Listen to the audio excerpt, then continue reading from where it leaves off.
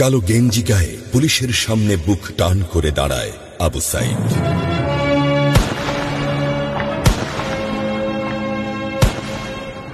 Police তাকে রক্ষা করার বদলে গুলি করে।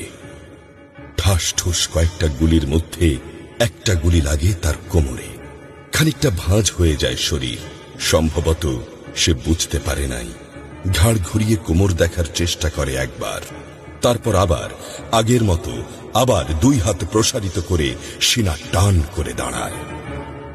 ডান হাতে ছোট্ট একটা লাঠি।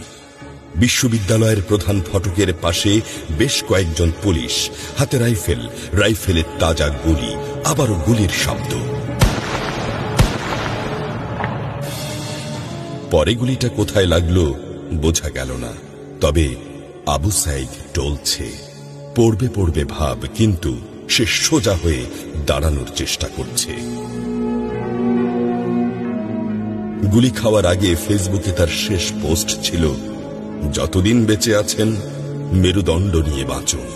সেজন্যই হয়তো গুলি খাওয়ার পরও সোজা হয়ে দাঁড়াতে চাইছিল, কিন্তু পারছিল না। আবু সাইদের মেরুদণ্ড সোজা থাকলেও শরীরটা মাটির দিকে ক্রমশ ঝুলে পড়ছিল। সবুজ জামা পরা বন্ধু এগিয়ে আসে। পুলিশের গুলির ভয় ডর পাশে রেখে আবু সাইদকে ধরে। আরো দু একজন আসে। আবু সাইদকে হাসপাতালে নিতে হবে। আবু সাইদ হাঁটতে পারছে না, শরীর ছেড়ে দিচ্ছে। 4-5 জন হাত পা ধরে শূন্যে তোলে। আবু সাইদ ঝুলছে আর রক্ত পড়ছে টপ টপ টপ। যে আবু সাইদ কিছুক্ষণ আগেও বুক চিতিয়ে দাঁড়িয়ে কোটা সংস্কার আন্দোলনে নেতৃত্ব দিচ্ছিল, সে এখন শূন্যে ঝুলছে যেভাবে ঝুলছে মেধাবীদের ভাগ্য।